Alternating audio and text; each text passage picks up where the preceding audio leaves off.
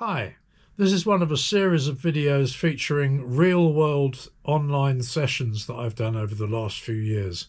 Some of these videos were recorded a few years ago, as you will be able to tell by the change in my appearance. But they're all examples of real-world sessions. I have the permission of the clients to use them, and they explore the kind of thing that you have to do when you're doing online sessions as a guitar player and occasionally mixer for clients all over the world who you probably never meet. Let's start with the job definition.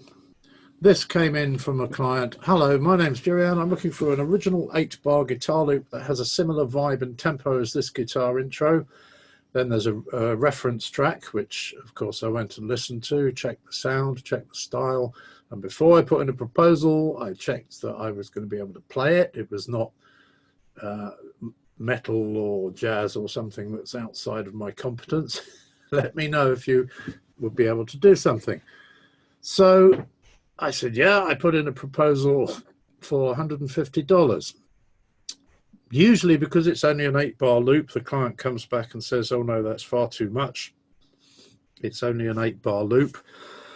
But the amount of time it takes to set everything up, do it, archive it, and by the time the site has taken its commission and I've converted it into pounds from dollars, it's not really worth doing for much under $75. And I would sooner earn some more money from it. And I'll show you how I propose to do that. If we go down to the start of the conversation in the workroom, hi, thanks for inviting me. I'd be happy to do it. And I've said I've discounted my normal price as it's just an 8-bar loop, but will supply a few variations. So I'm giving the client something extra. Do you know what chords you want, or is that up to me? If it's my call, I'll do a couple of single different loops for you to choose from before I do the whole pack. I can do this today or tomorrow.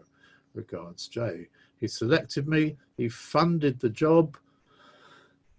I sent him something similar, but he said, yeah, that sounds great, but I learned it works very well when someone plays over my piano melodies. So here's a few melodies. Pick any you like the most. Good. Okay, so you sent me a load of piano melodies. I've got them here in Pro Tools. I picked a couple of them. Here's one.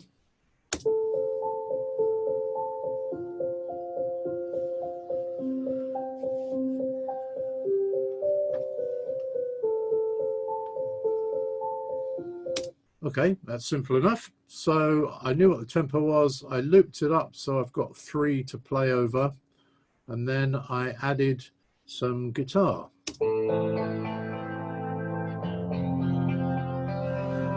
Now, sound-wise, I've put some effects on it. I've put compression, chorus, and delay, because that's what was on the reference file. But I've not recorded these effects, and I can turn them off.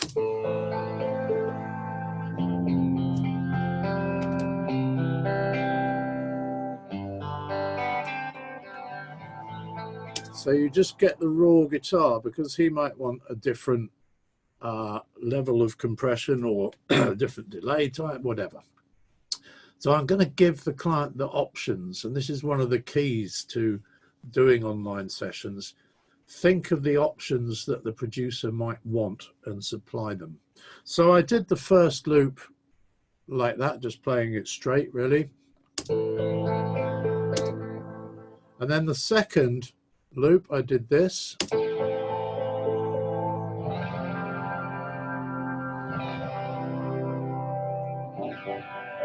Basically, just played the chords spread so that if he does a drop section or whatever, that's useful. And then did this. A little rhythmic figure. And then the last version,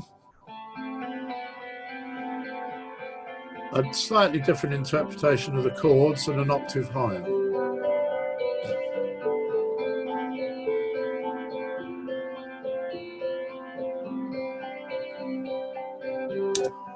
And then the second one, a different tempo. This was his piano melody. Nice. So I added guitar.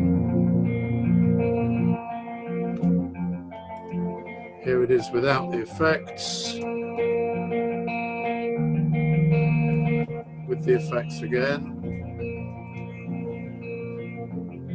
And then the same thing for the second loop. The chords spread.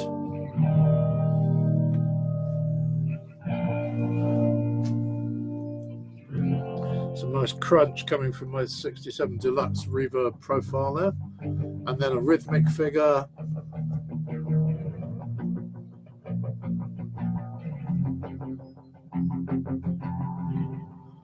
And then the third loop, the same thing, a different interpretation of it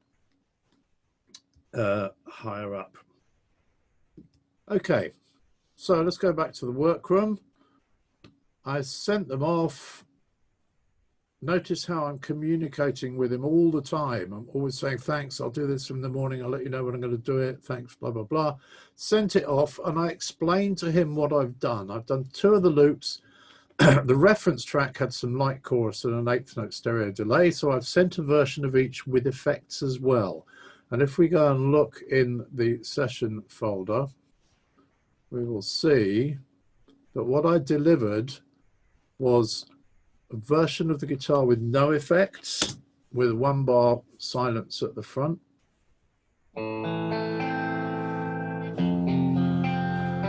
The reason I leave 1 bar silence at the front is so that you get the pickup into the note, particularly if I'm playing something that spreads into the beat. But make sure you make it exactly a bar and let them know. And then 1 version with effects.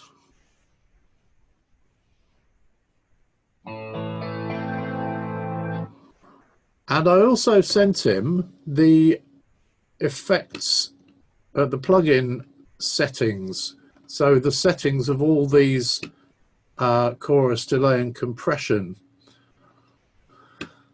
So I've included the Waves Guitar Stomp preset if you want to duplicate it exactly. And then I go, I'll do all 3 of the rest of them for another 150 if you're happy.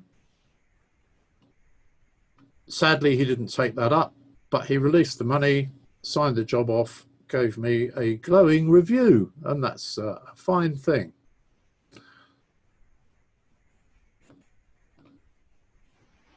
There we are. That's a fairly typical online recording session.